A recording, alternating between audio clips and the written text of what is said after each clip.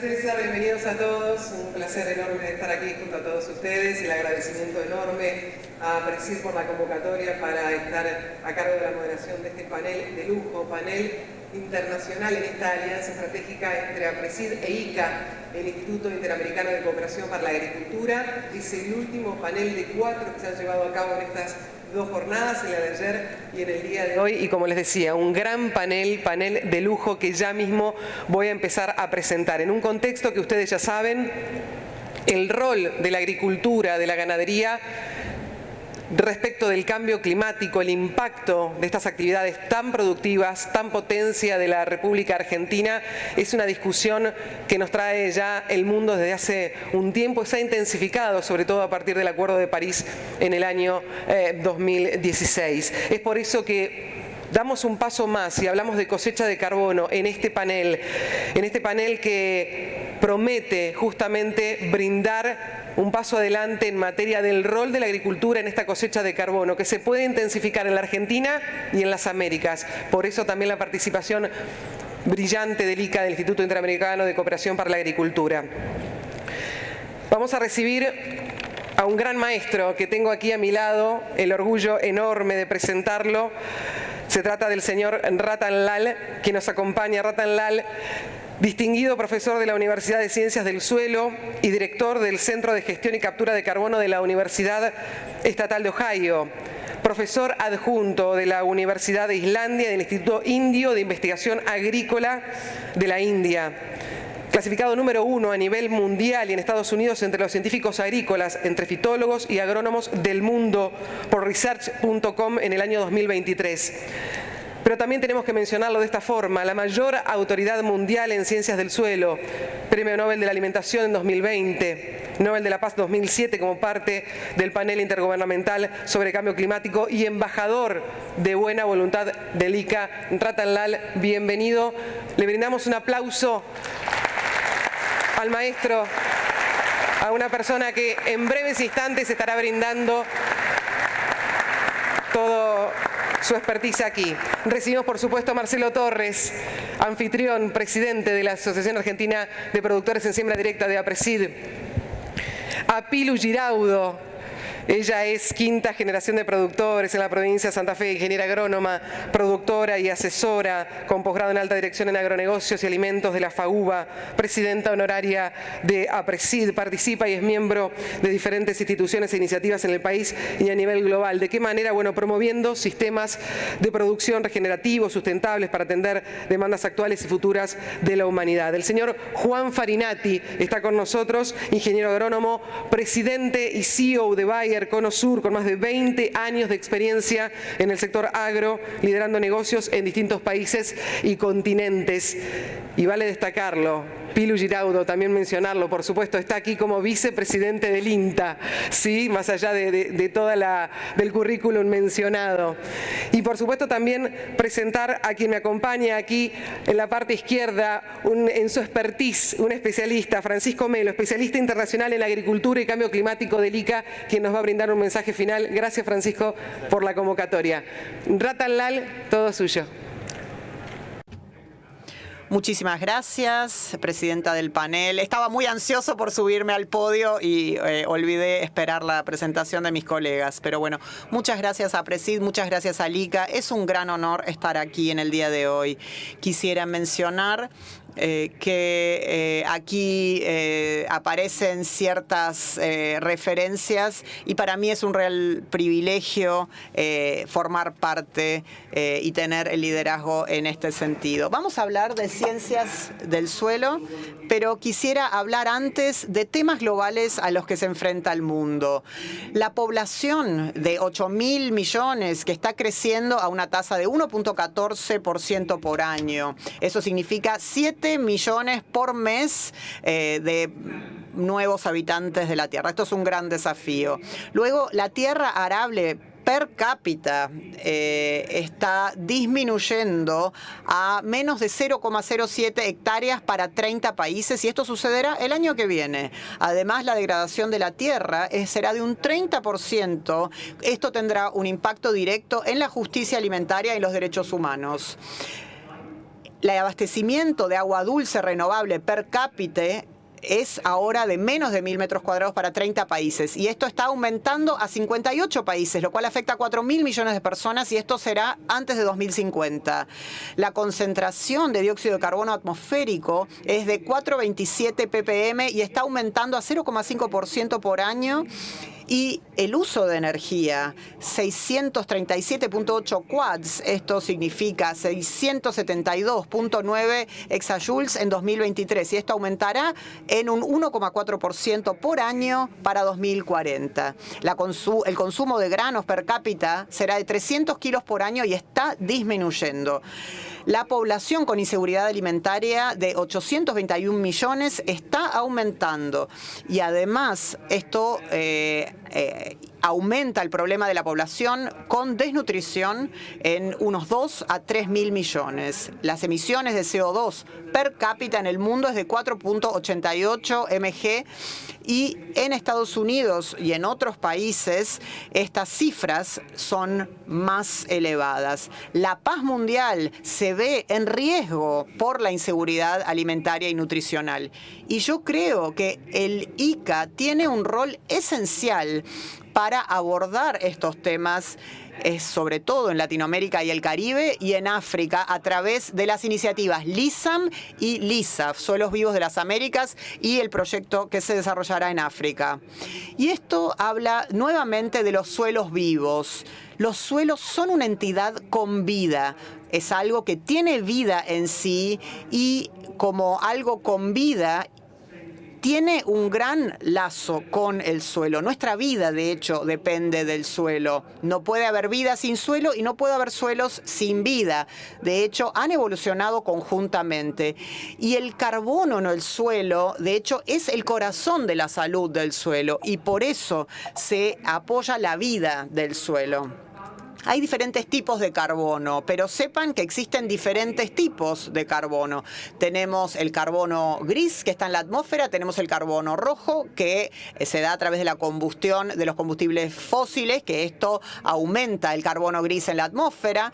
El carbono verde, que está absorbido por las plantas, que se da a través de la fotosíntesis, y eso a la vez es absorbido por el suelo, se transforma en humus, y también lo que se produce a través de la decomposición en la atmósfera, y luego parte de ese carbón marrón lo transporta el océano y allí se transforma en carbono azul, y parte también de este carbono en el suelo se transforma en carbono blanco, que se da a través de carbonatos. Y luego el carbono negro con el carbón, y es la combustión de la biomasa.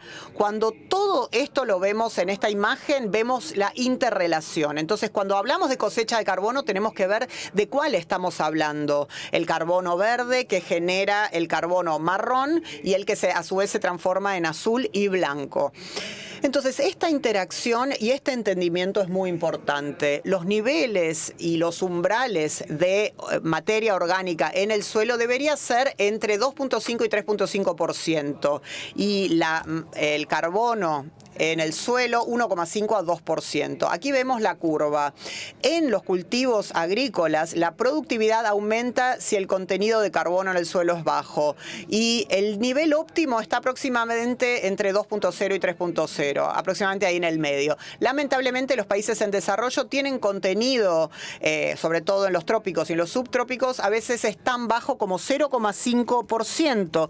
Por eso los insumos y la eficiencia del uso se ve que no es tan buena como debería ser, porque el contenido de carbono es muy bajo. Entonces, aumentar el contenido de carbono en 1 tonelada por hectárea podría mejorar la productividad notablemente. Por ejemplo, para maíz entre 100 y 300, para soja con el mismo nivel de insumos entre 20 y 50, para el trigo entre 20 y 70. Y a este punto es importante mencionar un científico argentino, Martín de Alvareta, que habló ayer sobre el trigo, que el trigo forma parte de su investigación. Recomiendo que lean sus trabajos porque está haciendo un trabajo extraordinario. Para el arroz 10 a 50, sorgo 80 a 140, para frijoles 30 a 60.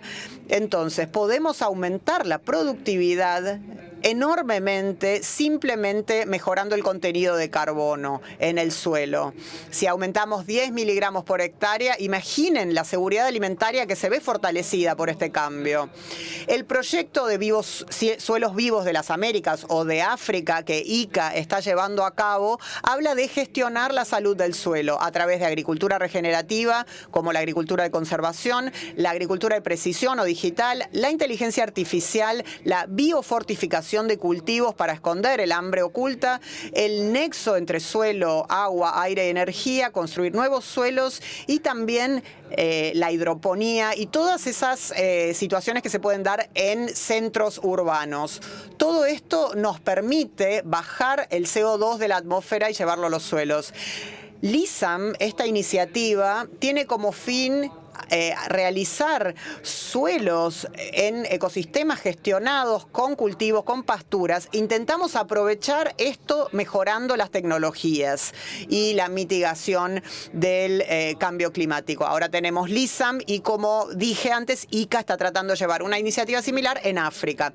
Los desafíos para que la agricultura sea parte de la solución tiene que ver con la erosión de los suelos, la eutroficación también a través de tener cobertura de suelos todo el tiempo, evitar el agotamiento del carbono en el suelo a través de un sistema de raíces vivas y profundas, limitar las emisiones de gases de efecto invernadero y otras actividades agrícolas como, por ejemplo, la agricultura de conservación. Este es un muy buen ejemplo. En Argentina, en Brasil y muchos países de Sudamérica se ve que realmente están haciendo este tipo de agricultura, que es un modelo a seguir, y realmente me parece fundamental que los científicos aquí se involucren en esta transformación. La idea es producir más con menos. Ese es el objetivo, producir más con menos. Por ejemplo, actualmente el uso de fertilizantes a nivel global es de 200 millones de toneladas. Si mejoramos la salud de los suelos y mejoramos la eficiencia del uso de insumos y por ende se absorbe la mayor cantidad de los fertilizantes, no es necesario tener más de 50 millones de fertilizantes. Entonces, de 200 a 50 se puede mejorar mucho la salud de los suelos.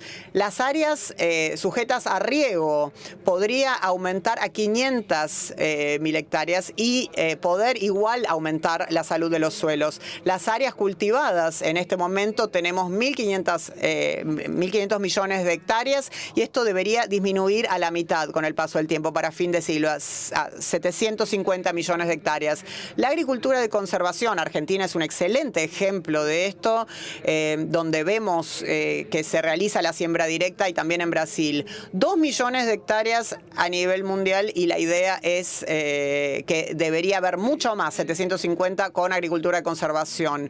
Zonas de pastura, tenemos 3.700, teníamos 3.700 en 2020 y vemos una posible disminución a 1.500. El uso de agua agrícola, tenemos 3.150 millones de kilómetros cúbicos y podríamos reducirlo significativamente. O sea, deberíamos usar 1.000 como máximo. Y también la productividad con esto se puede incluso duplicar. Esta es la idea de producir más con menos, la ven en esta tabla, y así es como deberían planearse los futuros a nivel nacional, a nivel del distrito, a nivel global e incluso o regional. Cómo devolverle un poco de tierra y un poco de agua a la naturaleza. ¿Cómo le podemos devolver esto a la naturaleza para que podamos absorber más carbono de la atmósfera y retenerlo en la tierra y hacer que la agricultura sea realmente una solución a los problemas ambientales? Esta es la filosofía del ICA y de su iniciativa LISAM y también del ISAF. No dejar a ningún agricultor de lado. Muchas gracias.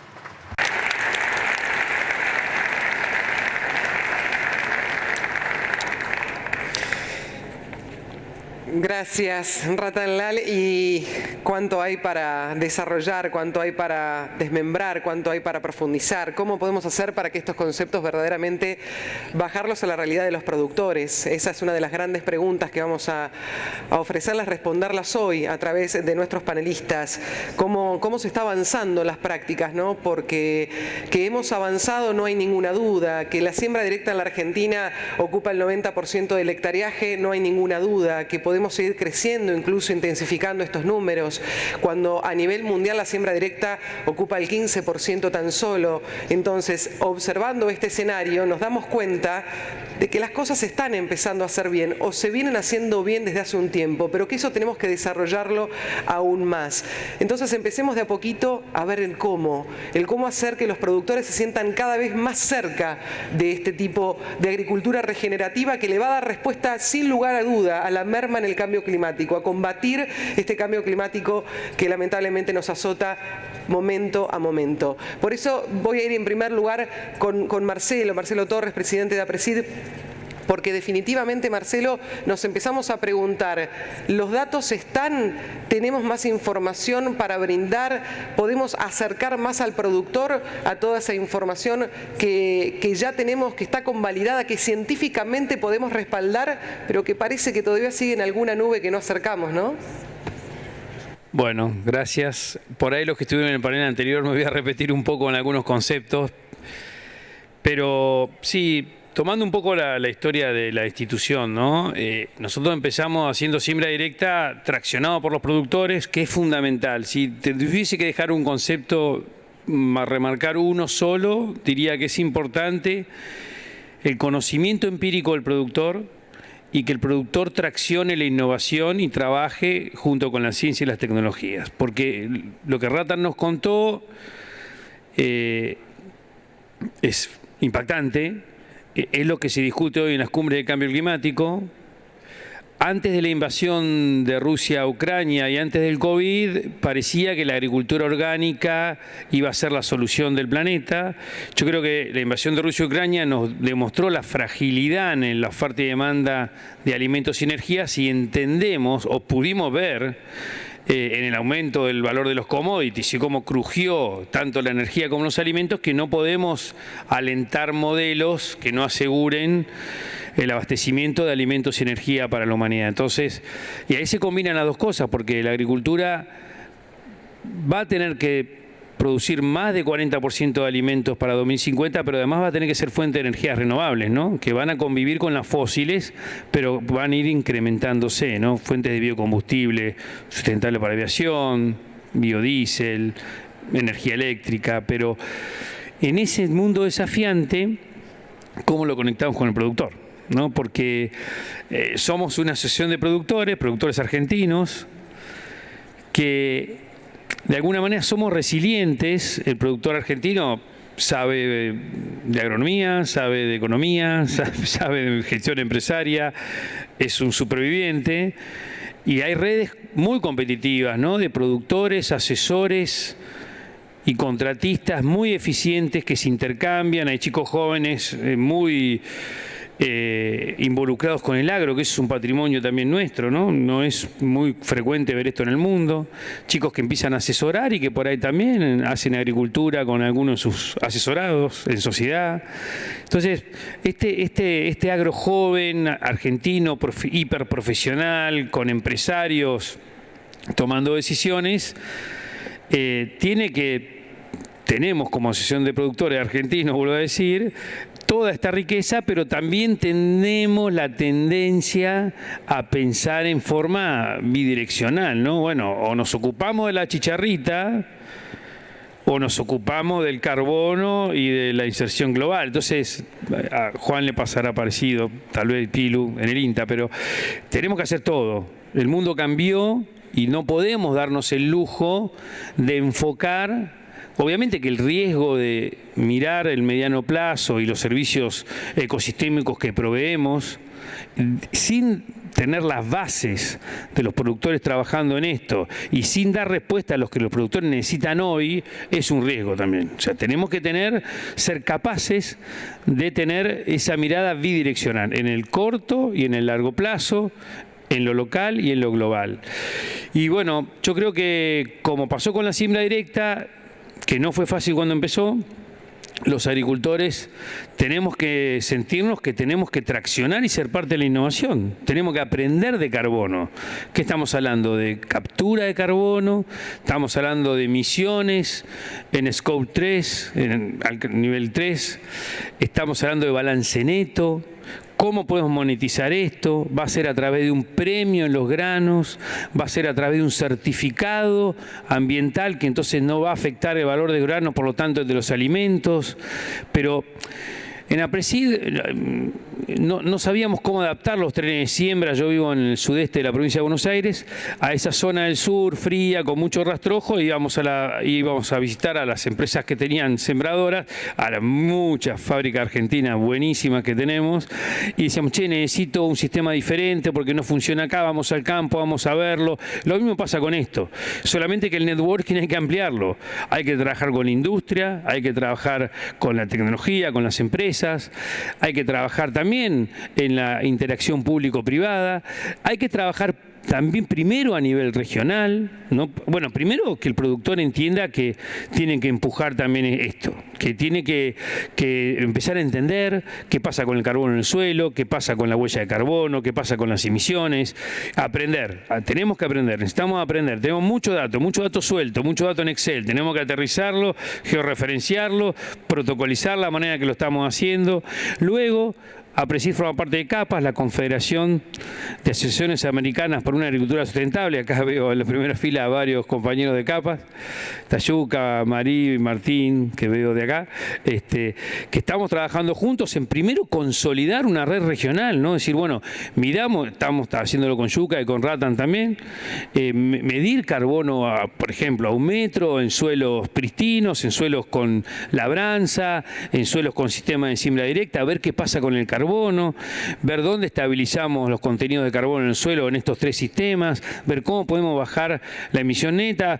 Estuvo también Bruno Basso de Michigan State hablando de ensamblar modelos predictivos para también poder proyectar la reducción de emisiones que vamos a tener adoptando distintas prácticas, y cómo eso puede transformarse en un certificado que empresas que emiten puedan usarlo y el productor pueda monetizar estos servicios ecosistémicos. O sea que hay que conectar todo, no sé si fui claro, pero hay que conectar todo eso, ¿no? La agenda del corto, la agenda del largo, la agenda local, la agenda global, conectar la industria, la exportación, y el productor no tiene que quedarse, no tenemos que quedarnos sentados esperando que esto evolucione, madure solo, sin la voz del productor direccionando estos cambios, porque eso es lo que garantizó que el nivel de adopción de siembra directa en Argentina, como mencionaba Jorgelina, sea tan alto, porque el productor tiene sentido de pertenencia con lo que ocurrió, lo aterrizó a los campos, desde las zonas semiáridas a las zonas subtropicales. Acá tiene que pasar lo mismo, tenemos que involucrarnos en esta agenda del carbono, aprender, y tenemos que ver cómo la vamos adaptando. Ese sería el mensaje que yo creo que en donde podemos hacer que los productores sientan parte y empujen también esta agenda. Gracias, Marcelo. Y vamos a seguir hablando sobre eso. Y me das el pie directo para Juan Farinati desde Bayer, entender, Juan, qué es lo que se está haciendo, por ejemplo, desde el ámbito privado, para sumar lo que es la agricultura de carbono a esta estrategia ambiental que tanto requiere del acompañamiento, como lo decía Marcelo, de las empresas. Bueno, primero agradecer, digamos, el poder estar acá. La realidad, una cosa que es interesante, fíjate, obviamente la gente vino a escuchar a Ratam y un poco a nosotros, pero el interés que hay por este tema es un interés que tal vez unos años atrás, si lo hablamos con Pilu, no había, ¿no? Entonces me parece que es un tema que está en la agenda de interés y estamos todos queriendo aprender, y eso me parece algo fundamental y la piedra basal, digamos, como para empezar a evolucionar en ese sentido, ¿no?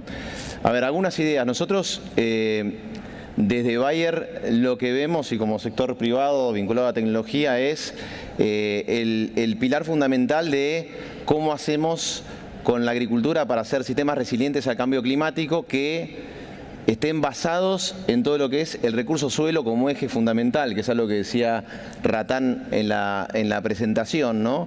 Y al mismo tiempo priorizando la reducción de utilización de recursos para producir y asegurando todo lo que se refiere a seguridad alimentaria, ¿no? Que es algo fundamental y lo hemos visto en el último tiempo como algo realmente muy, pero muy importante.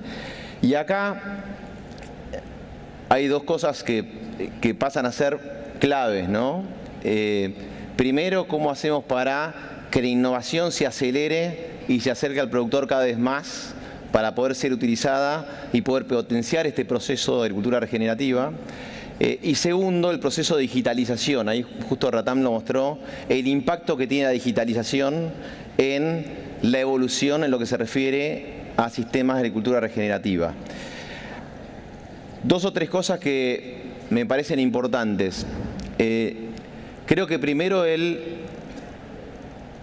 trabajar en generar conocimiento de manera colectiva es algo fundamental. Esto que decía Marcelo, el tema de no trabajar las compañías por un lado, las instituciones por el otro, los productores por el otro, sino cómo hacemos para generar conocimiento de manera colectiva, entendiendo el sistema productivo como un sistema productivo de varios años, no de una campaña, saliendo del corto plazo, y al mismo tiempo entendiendo todas las herramientas con las que cuenta un productor para poder trabajar en lo que se refiere a agricultura regenerativa. Cuando hablamos de herramientas, hablamos de cultivos de cobertura, rotación, tecnología, digitalización, herramientas que permiten aplicar tecnología. Entonces, el poder trabajar con esa visión integral de largo plazo y entendiendo toda la paleta de herramientas que el agricultor tiene en su mano como para poder ser eficiente en lo que se refiere a agricultura regenerativa es algo fundamental. Y acá, si quieren, hay dos experiencias como para compartir. Primero, bueno, nosotros venimos trabajando con varias instituciones, con el INTA, con FAUBA, con UNNOVA, con ACREA, en todo lo que se refiere al programa Procarbono, que es un programa que lanzamos en Argentina hace aproximadamente unos 3 años. Y en el programa Procarbono estamos trabajando con 160 productores en Argentina. O sea, no hay nada que nosotros podamos hacer como empresa de tecnología si no tenemos a los productores siendo parte de ese proceso, ¿no? Y algo que hemos aprendido, si quieren, en estos prácticamente 7 años de ensayos y casi 3 años de trabajar con productores, es que hay una clara conexión entre agricultura regenerativa y valor en rendimiento para el productor, que eso es algo que antes, ¿se acuerdan que era como una antinomia, ¿no? Decíamos, si yo hago las cosas para cuidar el suelo y los recursos, en cierto sentido puedo llegar a ser menos productivo, que es diferente de lo que decía Ratam, ¿no?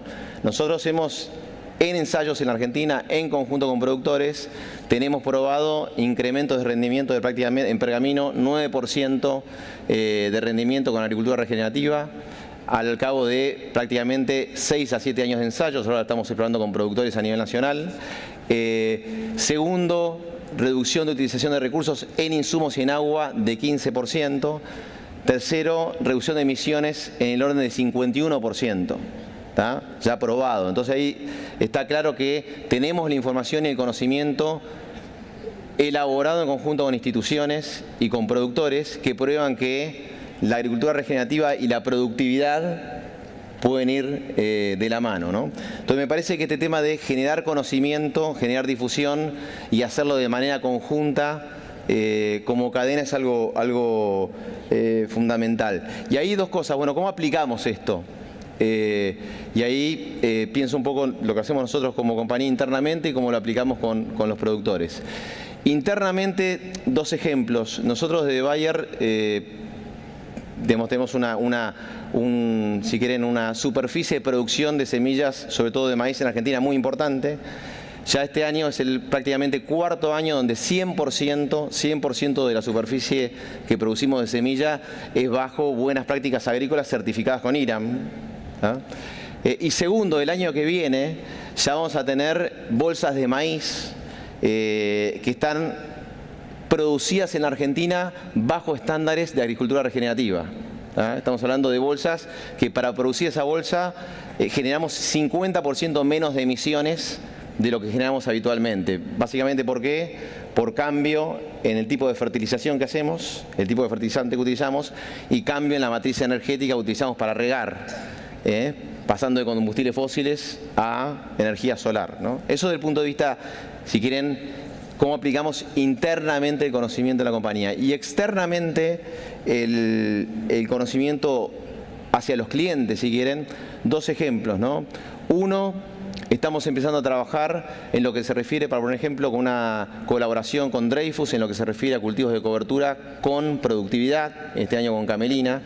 Consideramos que ese tipo de colaboraciones y acercando eso al productor contribuimos en dar más herramientas. ¿Se acuerdan que mencionaba este tema de cómo suministramos más herramientas para que el agricultor pueda trabajar mejor en agricultura regenerativa.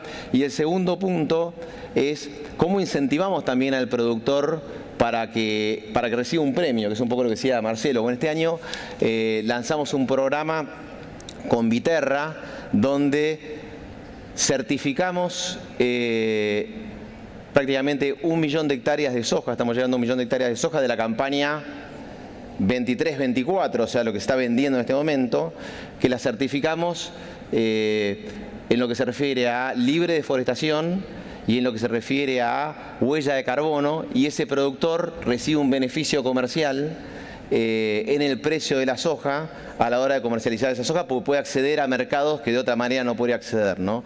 Entonces me parece que este tema de generar conocimiento colectivo con instituciones que trabajen con nosotros, involucrar a los productores y aterrizar eso en el campo, en el productor, con mayor rendimiento, con mejor utilización de recursos y al mismo tiempo con un beneficio en el negocio, ¿tá?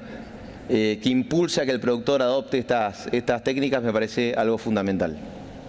Gracias, Juan, y vamos a seguir hablando acerca de esto y de estas herramientas que los productores tienen al alcance de la mano y esta posibilidad de generar una agricultura más regenerativa. Y a propósito de estas posibilidades, uno piensa en lo privado y tenemos también lo público. Y en este caso, el papel del INTA, Pilu, fundamental, el Instituto Nacional de Tecnología Agropecuaria como organismo nacional que justamente viene a dar esa pata científica. ¿Con qué información estamos contando? ¿Qué información el productor tiene que saber que cuenta a través del INTA, el rol del INTA en todo este aspecto? Bueno, gracias Jorgelina, gracias a Presid por la oportunidad de compartir este panel junto a todos ustedes y a ICA. Y estamos hablando ni más ni menos de la exigencia mandatoria a la agricultura global, ¿no? Este famoso producir más con menos que nos alienta y nos marca con claridad el doctor Ratamlal, y esto de producir más con menos, con menor huella ambiental, con volcarnos a las energías renovables, dejando de lado las energías de origen fósil, con una capacidad de diseño de sistemas resilientes, promoviendo la biodiversidad, parece realmente imposible de abordar y podríamos agregarle muchas más exigencias en este sentido. Y esto requiere ni más ni menos que investigación, aplicación, indicadores en forma permanente. Los institutos como INTA, los famosos INIA de investigación y desarrollo, tenemos un rol fundamental, y tenemos un rol fundamental en el acompañamiento de toda esta estrategia, porque estamos hablando de sistemas dinámicos, de trabajar con la naturaleza. Realmente no tenemos recetas, no tenemos soluciones acabadas, son incluso diferentes posibilidades y diferentes estrategias para cada espacio en particular. Hoy ya tenemos la posibilidad de hacer esta estrategia en sitio específico, lejos de lo que hacíamos cuando arrancó toda esta revolución, donde copiábamos sistemas en mucha mayor escala, que por supuesto eso no fue un perjuicio, sino al contrario, un beneficio para ir escalando rápidamente, pero después de la mano de la ciencia y de la tecnología podemos ir ajustando todo este conocimiento. Entonces, este rol de mantener el conocimiento científico, podríamos decir el conocimiento desde la asepsia de la base en la ciencia. Estuvimos hablando también, Marcelo, hiciste algún paso de algunos momentos donde tuvimos la tentación de alejarnos un poquito de la base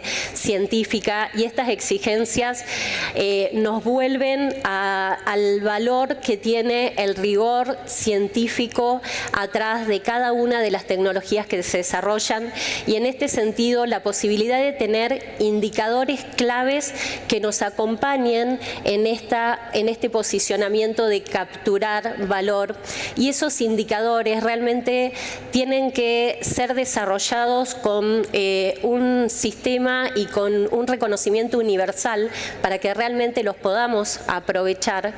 Y en ese sentido el trabajo de los institutos institutos de investigación como INTA es clave, pero estaríamos totalmente equivocados si nos pensáramos como un rol totalmente aislado. El rol de INTA y de los INIAS de la región es clave pensado como dentro de un equipo de trabajo donde cada una de las partes aportamos desde diferentes puntos de vista. Y creo que acá lo estamos planteando con muchísima claridad.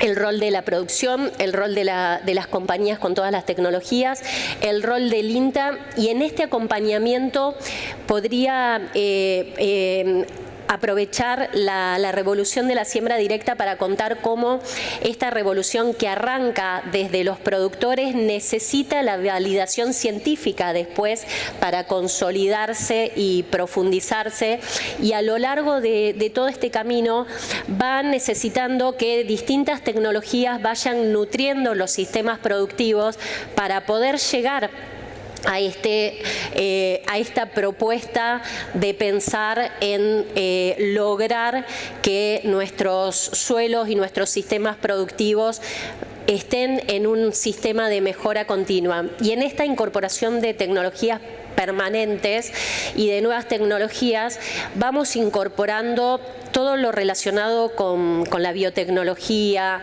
con la digitalización, la transformación digital en el agro.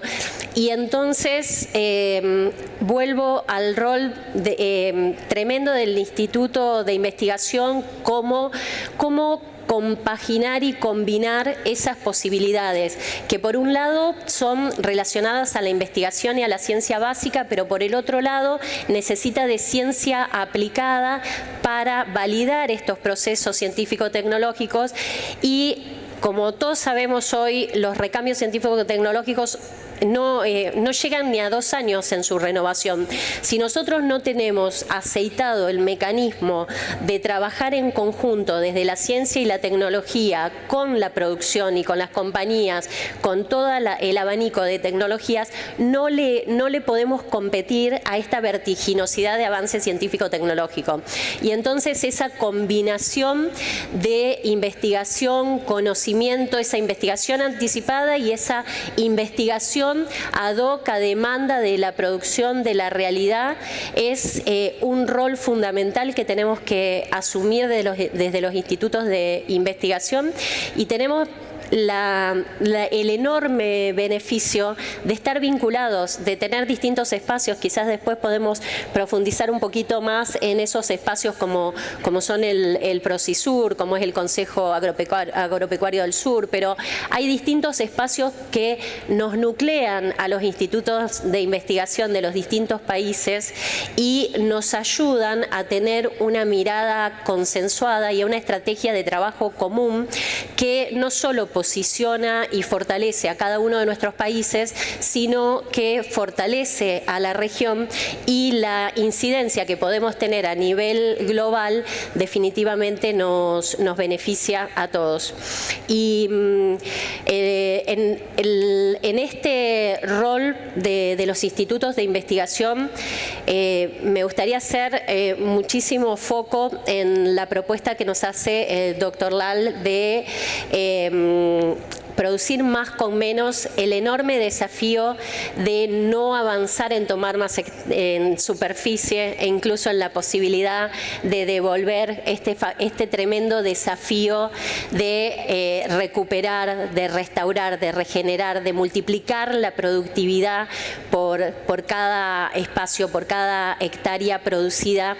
Y acá todo lo relacionado a la biotecnología, a la edición génica, al molecular farming, esto de poder pensar en cada desarrollo de la biomasa que vamos a producir, cómo vamos a dirigir ese flujo de carbono, en qué lo vamos a transformar, porque producimos alimentos para las personas, producimos alimentos para los animales, producimos bioenergías y producimos muchísimos, infinitos productos que nos dan la posibilidad de pensar que este desafío es totalmente alcanzable, es perfectamente alcanzable, necesita de ciencia, de tecnología, necesita de articulación, de funcionamiento en conjunto, de escucharnos, de poder tener foco como institutos de investigación en las reales necesidades y de tener la capacidad anticipatoria para también en nuestros institutos seguir trabajando en investigación de quizás áreas o variables en las que hoy no estamos teniendo la contundencia total de necesitarlas, pero tenemos que estar preparados también en forma anticipada. Y es en esa combinación en que podemos fortalecer el rol en esta propuesta. Pilu, vamos a volver con vos. Gracias por sumarnos desde aquí. Y se me viene todo el tiempo a la cabeza la pregunta, Juan. ¿Es suficiente como impulso para el productor lo que se está haciendo desde lo privado? ¿Observás que por dónde se tiene que continuar? ¿Por un incrementar, por un variar esta oferta de herramientas, me refiero, este acompañamiento, estos procesos? ¿Es suficiente como impulso para los productores? A ver, yo creo que tenemos que generar conocimiento colectivo. Tenemos que, en base a conocimiento, generar herramientas y al mismo tiempo empezar a generar estímulos, digamos, ¿no? Que tienen que ser parte, si quieren, de esta motivación para que el productor incorpore técnicas para hacer agricultura regenerativa. Yo creo que un principal estímulo es la información. Creo que este tema de salir de la lógica de hacer agricultura regenerativa va en contra del rendimiento con información, porque está probado que hacer agricultura regenerativa potencia el rendimiento, ¿tá? Entonces me parece que es el primer estímulo. Y después tiene que haber estímulos directamente al negocio del productor. Un ejemplo con lo que mencionaba antes del acuerdo que tenemos con Viterra este año, 1 millón de hectáreas de soja en la Argentina, es prácticamente más 7% de la superficie de soja de la Argentina, que va a tener una certificación y que va a tener un precio superior. Y hoy en un ratito estamos anunciando bajo el mismo acuerdo un banco que va a estar financiando mejor insumos a esos productores que participan de ese programa. Entonces tiene que ser parte del negocio para el productor. Otro ejemplo, nosotros tenemos un programa en Bayer que se llama Bayer Green Credit, que lo que hace es, tiene como diferentes categorías que el productor puede cumplir, que están vinculados a las buenas prácticas agrícolas. Hablemos de certificación de aplicaciones, hablemos de tratamientos de aguas residuales de fumigación, hablemos de participar del programa de Procarbono. Bueno, un productor que va sumando puntos en eso tiene una mejor tasa de interés a la hora de comprar insumos en Bayer, ¿no? Entonces,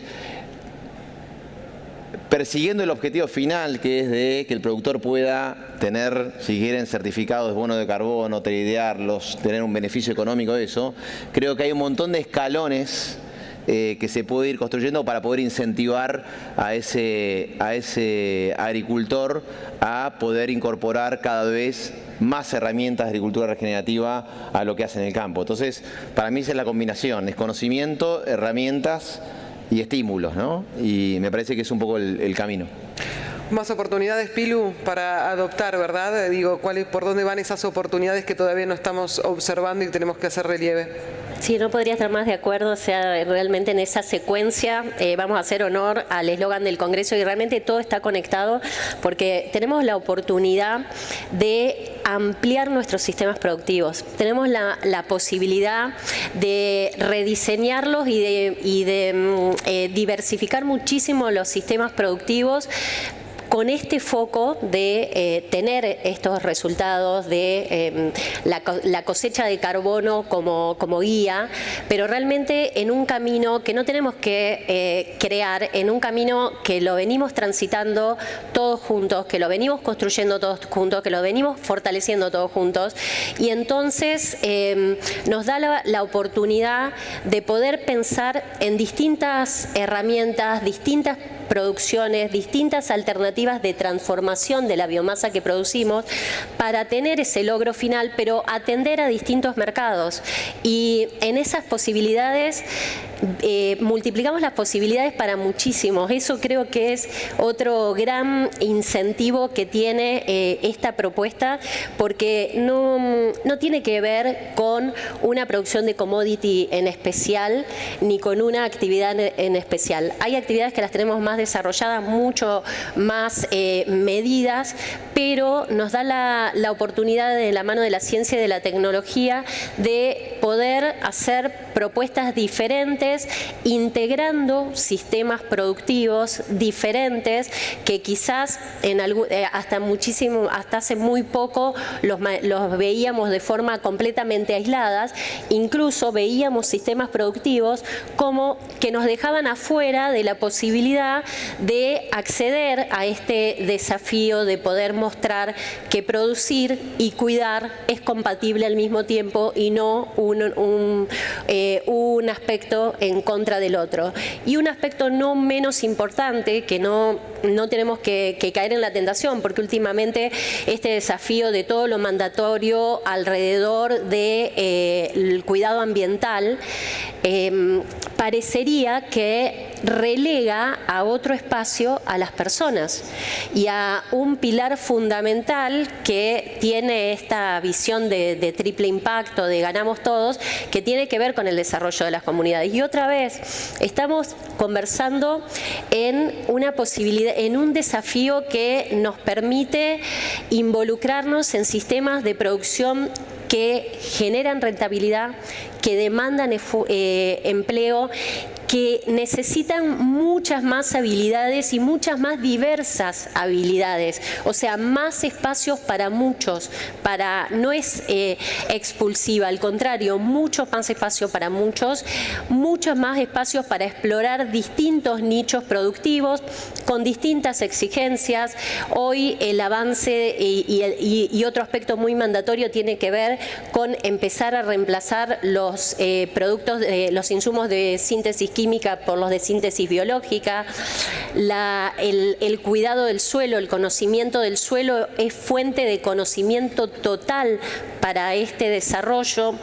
Entonces, estamos en un camino, en un círculo virtuoso absoluto, en un camino que nos estimula no solo a seguir haciendo lo que venimos haciendo, sino a profundizarlo, a mejorarlo, y en ese sentido quiero redoblar la apuesta y el compromiso de los institutos como INTA, que tenemos el privilegio de tener una territorialidad absoluta, una cercanía total con los actores centrales como son los productores en este desafío y bueno, diseñar esta estrategia y este camino juntos. Gracias, Pilu. Dos cosas. En primer lugar, lo veo a Ratan anotando, tomando apuntes. En breve vamos a estar contigo para tener toda esa devolución que estamos esperando, por supuesto, la audiencia, principalmente la voz del experto, pero otros expertos como los que nos acompañan hoy, nuestros panelistas, tanto Pilu como Juan, y el señor Marcelo Torres, que lo veo también pensativo, lo veo reflexionando. Y se me hace preguntarte si te hace sentido desde la vista del productor en siembra directa, que tanto se ha tecnologizado, que ha ido traccionando en esto que proponías al inicio, que ha sido y es protagonista y partícipe de esta agricultura regenerativa, pero que también está acá intentando aprender y sumar más con estas herramientas, con esta posibilidad público-privada. ¿Te hace sentido, Marcelo, todo esto? Sí, por supuesto que sí. También agradecerle, arranco agradeciendo y voy a reflexionar un poco sobre eso, a Manuel, a Jorge, que los veo de ICA, por colaborar con nosotros en construir todo este contenido, que tenemos una relación súper profunda y cada vez más ambiciosa, y creo que es fundamental. Hablé de integrar regionalmente estos 4 países, pero también el rol del ICA en todas las Américas, conectando en la gestión de Manuel, ¿no? Conectando ciencia, todo el aparato científico y el productor como protagonista es fundamental y lo quiero destacar. Y hoy este panel es gracias a ellos y confiaron en nosotros para estar acá. Yo creo que el productor... hagamos un poco de historia corta. Empezamos haciendo siembra directa porque teníamos gravísimos problemas de erosión de suelos en la zona donde vive Pilu, ahí en el sur de Santa Fe, sur de Córdoba, norte de Buenos Aires, campos con pendiente. Y bueno, empezamos a encontrar una solución en la siembra directa. Después teníamos problemas con rendimiento de maíz en el oeste y fuimos a maíces de baja densidad, maíces tardíos. El productor empieza a traccionar la innovación y buscar por dónde resuelve sus problemas. Cuando empezamos con siembra directa, resolvimos el tema de erosión, pero empezaron a aparecer otros problemas. Maleza resistente, la soja RR, la convergencia de tecnología, permitió que escale rápidamente la adopción, pero empezamos a tener problemas de maleza resistente al glifosato. Empezamos a tener problemas de compactación. En esas épocas hablar de ganadería y agricultura juntas en directa era complejo. Bueno, aprendimos que, por eso el carácter evolutivo del conocimiento, ¿no? Aprendimos que hicimos mezcla de herbicidas hasta que ya se nos agotaron las mezclas y empezamos a ver que había que controlar malezas desde el sistema, manteniendo los campos verdes y vivos la mayor cantidad de tiempo posible. Y también resolvimos problemas de compactación con eso. Y un microbioma de suelo más activo, la veo a Marí por ahí, que es una experta, y que también tenemos muchísimo para aprender ahí todavía. Y bueno, y nos encontramos con modelos que son climáticamente inteligentes, pero no es que los hicimos para eso. Pero ahora nos encontramos que la siembra directa, la intensificación sustentable, que entre los campos vivos y verdes, también reduce las emisiones de carbono, aumenta la captura, reduce el balance neto. Pero creo que el productor necesita estímulos. Vos lo dijiste, Juan, para que esto se escale rápidamente. El productor hace esto porque es mejor para el productor. Hay mejores rendimientos, más estabilidad, vos, Juan, lo dijiste.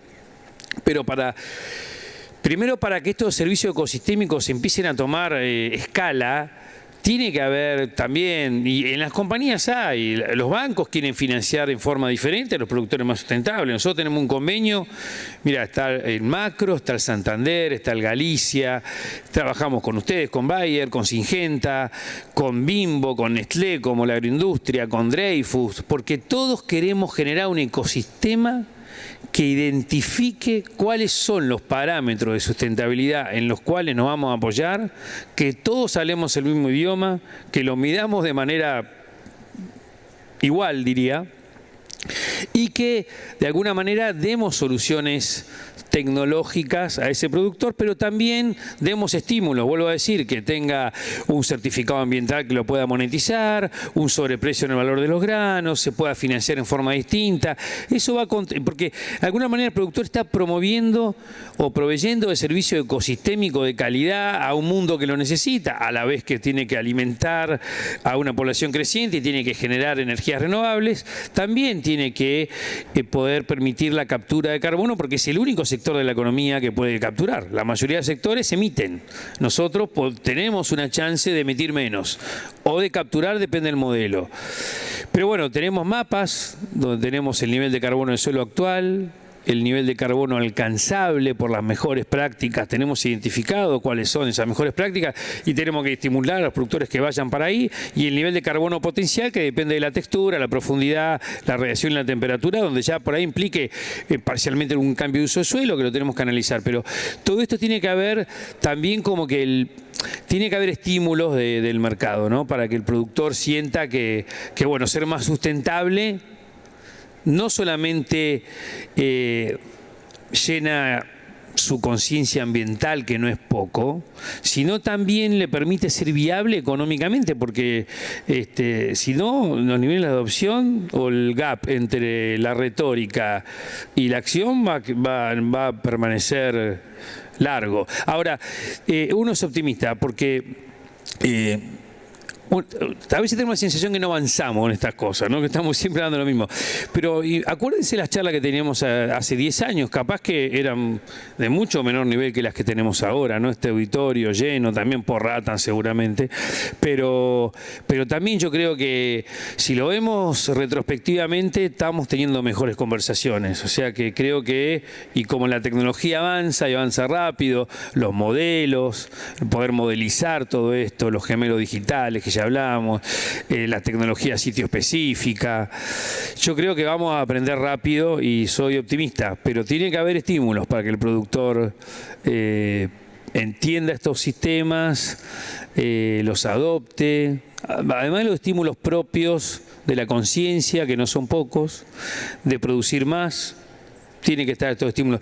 Y la verdad que deberíamos estar la humanidad en una fase, termino acá, planetaria, donde como tenemos desafíos globales, todos deberíamos estar contribuyendo en forma global a dar solución a esos problemas. No podríamos. El mundo nos dice otra cosa, el mundo de hoy, lleno de conflictos. Y hablamos de la geopolítica hoy con Carlos Cherniak, lleno de conflictos, lleno de choques culturales, en las COPs con avances extremadamente lentos, los países en vía de desarrollo pidiendo que los países ricos los compensen por los daños que le hicieron al ambiente, pero no sintiéndose parte de los cambios, los países que emiten mucho mirando para otro lado o trayendo a veces agendas que no son aplicables y que no están basadas en ciencia. Es un mundo complejo, pero de vuelta, el productor tiene que empujar. Y creo que el potencial que tiene el productor agropecuario es inmenso y nuestra tarea ya tiene que ser global, ¿no? Global implica también lo local, ¿no? Tenemos que asumir ese rol y me parece que es lo que tenemos que hacer. Gracias, Marcelo.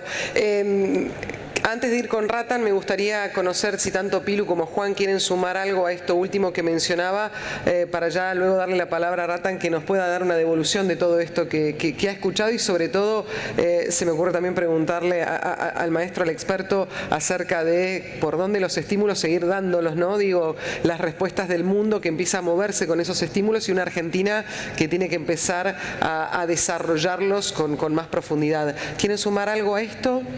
¿Primero vos o yo? Dale, después vos. No, a ver, 2 o 3 ideas, ¿no? Primero, una cosa que me quedé pensando, y Ratam lo mencionó, ¿no? Es el rol de la digitalización en todo esto, ¿no? La digitalización en el agro va a permitir hacernos más productivos y trazar lo que hacemos, ¿no? El trazar lo que hacemos y el poder demostrar lo que hacemos y cómo lo hacemos es fundamental en este camino para que el productor pueda acceder a estímulos, ¿no? En el futuro, lo que fuese. Entonces me parece que el tema del rol de la digitalización en esta nueva forma de hacer agricultura es fundamental. Y una cosa que me quedé pensando del número que diste al principio, de 90% de siembra directa versus 15, dijiste. Exacto. Es, a ver, Argentina claramente es líder en siembra directa a nivel mundial. Tiene una oportunidad para liderar todo lo que es buenas prácticas agrícolas y tiene oportunidad de ser protagonista en todo lo que es agricultura regenerativa, que es algo que nos piden. El mundo pide que la agricultura sea parte de la solución y nosotros tenemos una oportunidad para estar ahí.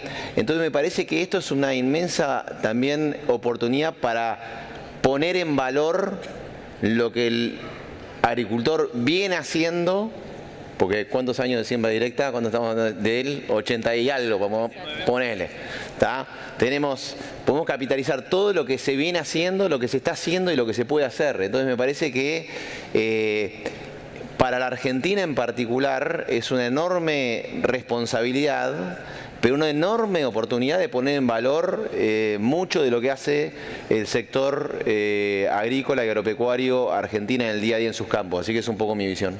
Sí, a mí me gustaría también sumarme en ese sentido y un poco con lo que planteaste también, Marce, se van elevando las conversaciones porque se van complejizando los sistemas y se van complejizando las demandas también. Y entonces no sintamos que antes éramos menos, no, al contrario, qué bueno que estábamos antes trabajando para poder hoy estar a la altura de las circunstancias de seguir mejorando y de seguir profundizando estas discusiones y este aporte de los distintos conocimientos que nos tocan a cada una de las partes involucradas. A mí me encantaría destacar que nosotros, además de esta adopción masiva y temprana de la siembra directa y de estos sistemas en evolución permanente, también es como que somos pioneros en la generación de redes, ¿no? De redes colaborativas.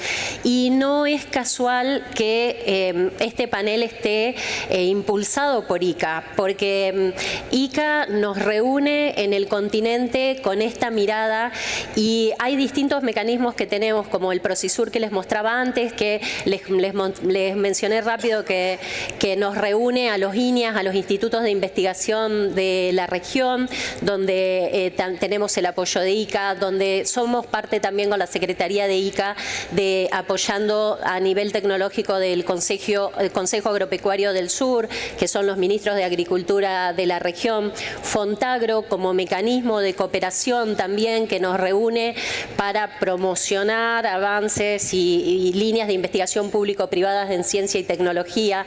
Tenemos esa capacidad instalada, tenemos el desafío de profundizarla y creo que tenemos el desafío de hacerlo fácil. Nosotros como INTA no solo tenemos el rol de investigación, sino el de transferencia tecnológica, el de extensión. Tenemos que acompañar a que esta bajada y esta adopción sea fácil. Tenemos que hacerlo simple, sencillo, tenemos que hacerlo colaborativo. Y otra vez, ahí necesitamos fortalecer nuestro trabajo en conjunto. Y me gustaría dejar como incentivo algo que vivimos, o sea, no es que tenemos que pensar si fuera una realidad. En 2021 Naciones Unidas planteó el Summit alimentario.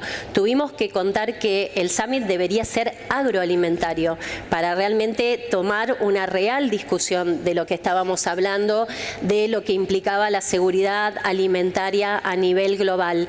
ICA era uno de los líderes que llevaban las opiniones a esa discusión. Y la ganadería, por ejemplo, estaba en el centro de discusión con un foco tan negativo que hasta en un momento se pensaba la posibilidad de que se empezara a reducir la actividad ganadera por las exigencias de reglas ambientales. Y de la mano de ICA pudimos mostrar cómo la ganadería cosechaba carbono también, y en ese posicionamiento a nivel continental tuvieron un rol fundamental los productores, los institutos de investigación, las compañías, los distintos gobiernos locales, los decisores políticos.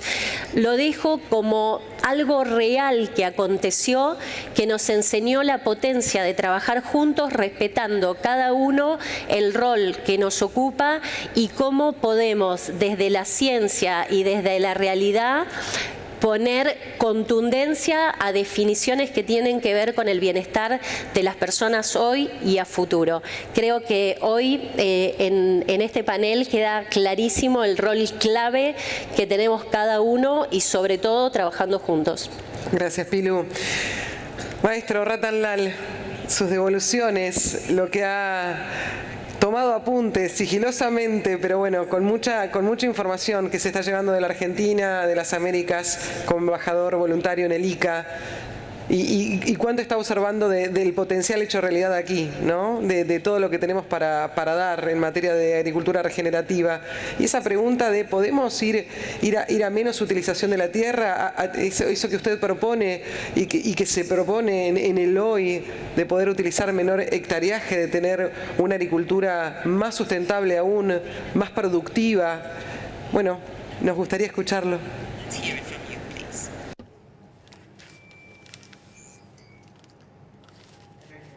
Muchísimas gracias, señora presidenta. Quiero felicitarles a los panelistas. Tomé muchas notas porque hay cosas muy ricas que dijeron. Así que también es muy educativo para mí. Así que les agradezco por haberme invitado a todos los miembros. Hay muchos puntos que quisiera mencionar.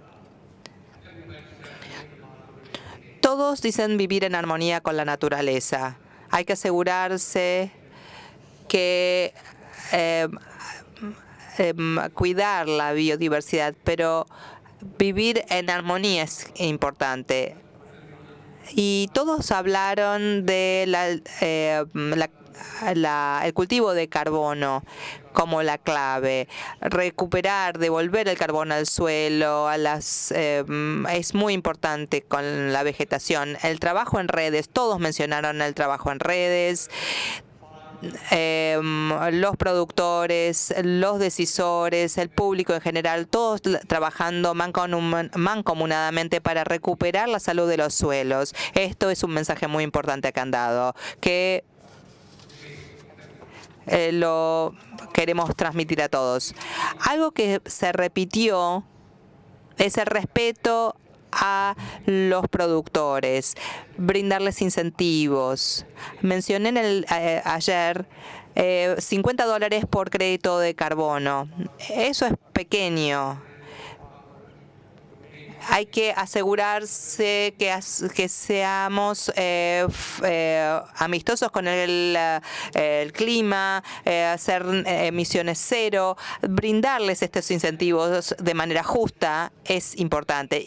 Y cada uno de nosotros, 8.000 millones de personas en el planeta, somos culpables y víctimas, víctimas y victimarios. Nuestros estilos de vida nos están lastimando.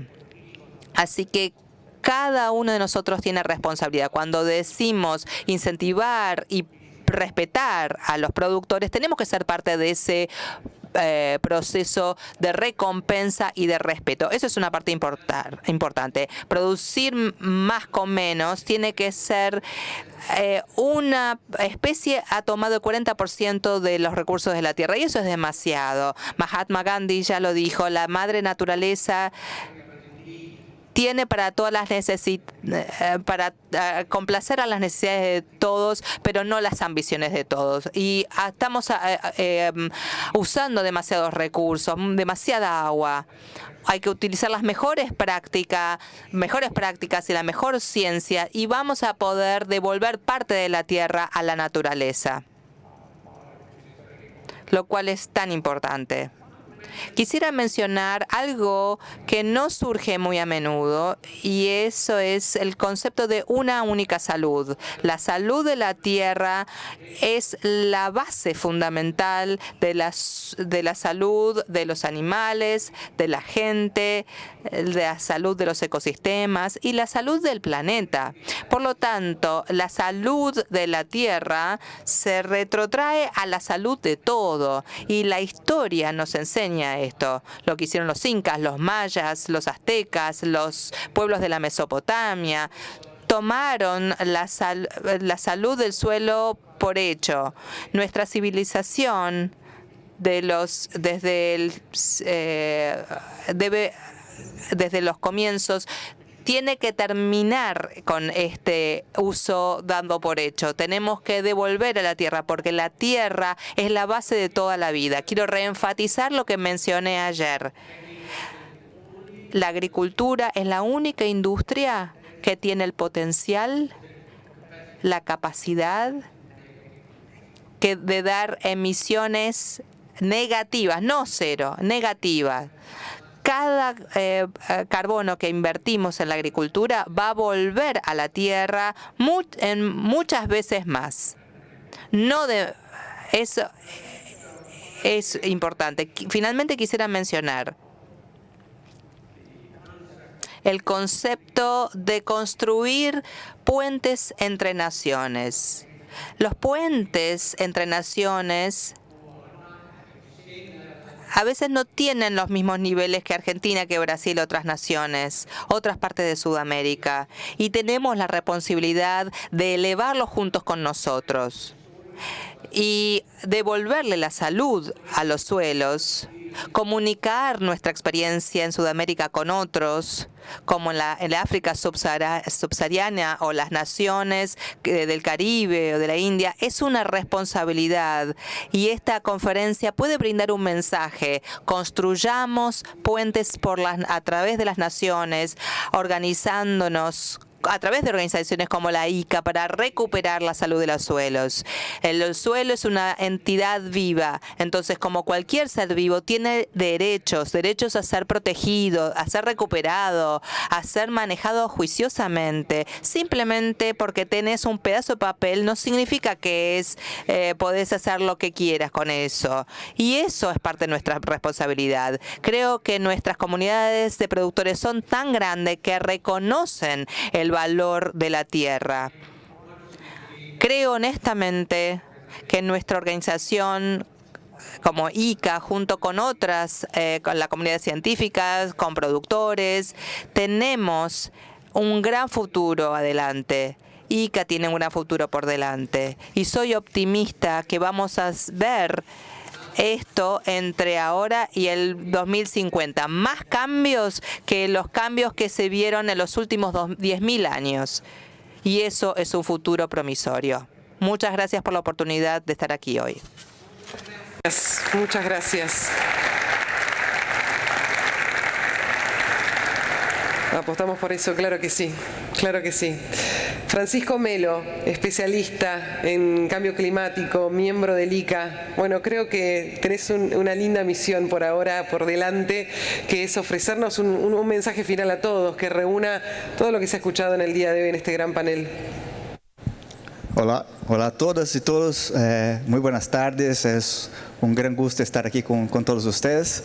A mí me toca una misión muy especial y muy difícil, que es sintetizar o comentar después de esos panelistas de altísimo nivel que tenemos aquí el día de hoy y para una audiencia como maravillosa. Mira que tenemos un auditorio full, te diría como en Costa Rica se dice full extra. Tenemos como realmente una participación masiva de todos ustedes, así que eso nos orgullece muchísimo. Y también tengo que hacerlo en un idioma que no es mi primer idioma. Entonces, como brasileño, les pido ya anticipadamente disculpas si me sale algún portuñol aquí.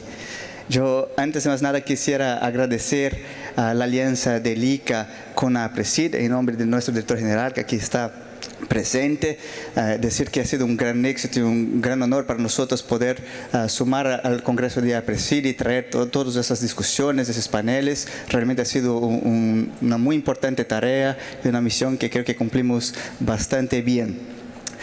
También tengo que agradecer obviamente a todos los panelistas que aceptaron estar aquí con nosotros, a Ratan Lal, también a Jorgelina que aceptó de última hora venir aquí a moderar ese panel, Juan, Pilu, Marcelo, muchísimas gracias realmente por estar aquí con nosotros.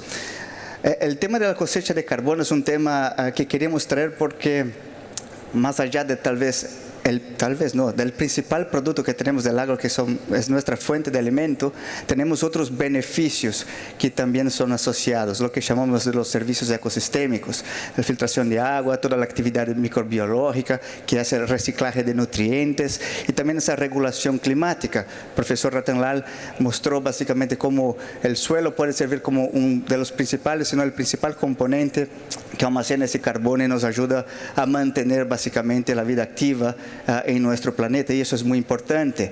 Y ya nos vincula directamente a una iniciativa liderada por el ICA que se llama Suelos Vivos de las Américas, a la cual tengo mucho orgullo también de coordinar la parte técnica y que nace de una visión de nuestro director general, doctor Manuel Otero, de crear ese gran puente a través de esa plataforma entre el sector público, privado, productores, de difundir esas buenas prácticas agrícolas, buscar las mejores soluciones. Y creo que aquí puedo marcar tal vez 3 o 4 puntos, 3 puntos en especial.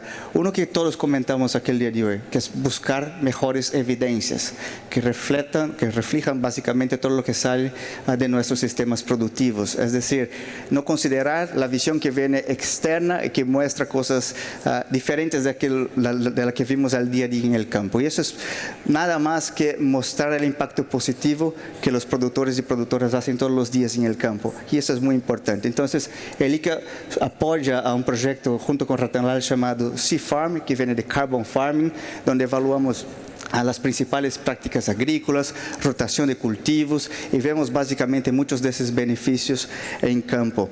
Sumado a eso, hay también una linda iniciativa que nace en Brasil de una gran evaluación en larga escala en diferentes biomas de ese impacto de la siembra directa comparando con cultivos con áreas pristinas que mencionó Marcelo y que es liderado por Juca Sá, un excelente investigador brasileño, mi querido amigo que está aquí junto con la doctora Lombriza, perdón, Martín Pats, y que a través de APRESID y de CAPAS lo vamos a proyectar también a otros países de la región sur, y de hecho estuvimos discutiendo eso antes del panel. Vamos a sumar Paraguay, Uruguay y Argentina y crear una visión más regional.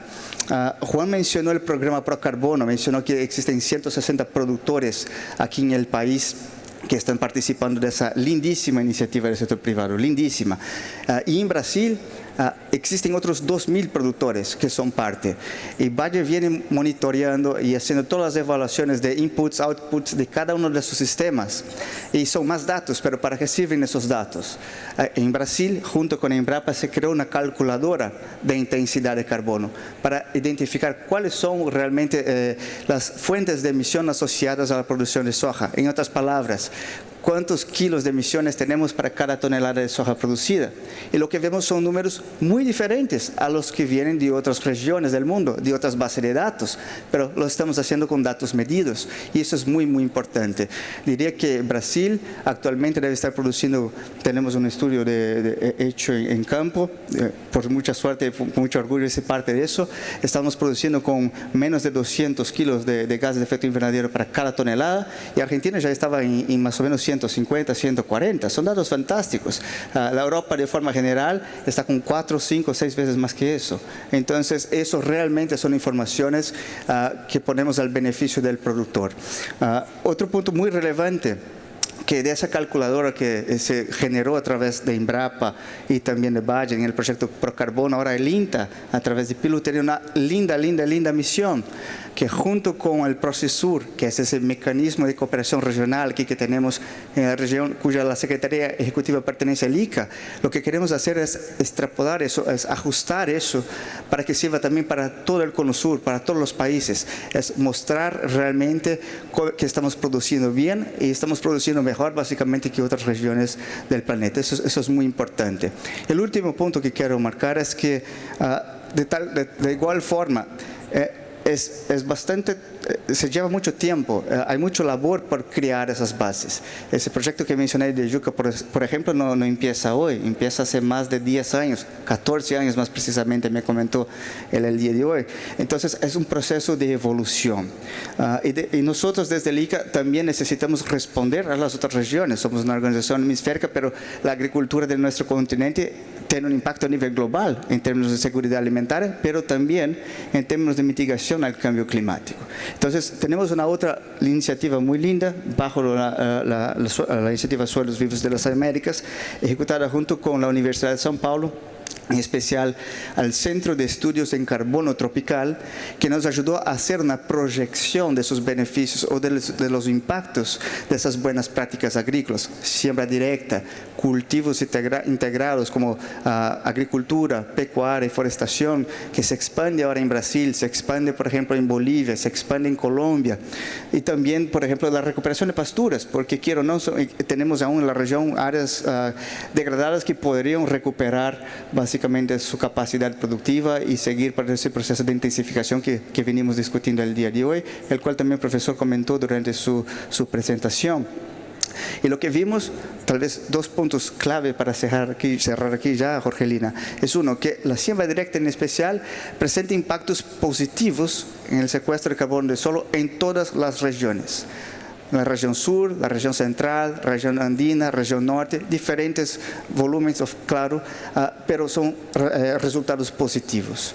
Y el segundo es que, como ya dijo Pilu, y conectando a todos nosotros aquí, cuando sumamos esos beneficios de Argentina, Paraguay, Brasil, Argentina, todos los países del Cono Sur, de Centroamérica, Caribe, región norte, lo que vemos es que hay un gran potencial efectivo de que la agricultura de nuestro continente camine en una ruta para que sea carbono positivo. Cuando menciono eso me refiero a que el sector puede mitigar más emisiones a lo que genera básicamente para mantener la actividad y la producción de alimentos. Eso por sí es un excelente resultado. Y diría que no existe ningún otro sector que pueda hacerlo además del sector agro. Entonces, eso sería mi último mensaje aquí. Simplemente agradecer otra vez más la participación de todos ustedes, a nuestro director general Manuel Otero por todo el liderazgo en traer todo ese nivel de discusión aquí a Presid, y a Marcelo otra vez por nos abrir la puerta, y ojalá podamos seguir eso en los próximos años. Muchísimas gracias. Gracias Francisco Melo, gracias doctor Ratan Lal por haber estado con nosotros, gracias Juan Farinati, Pilu Giraudo, Marcelo Torres, gracias a todos ustedes por la atención brindada y será hasta la próxima. Muchas gracias.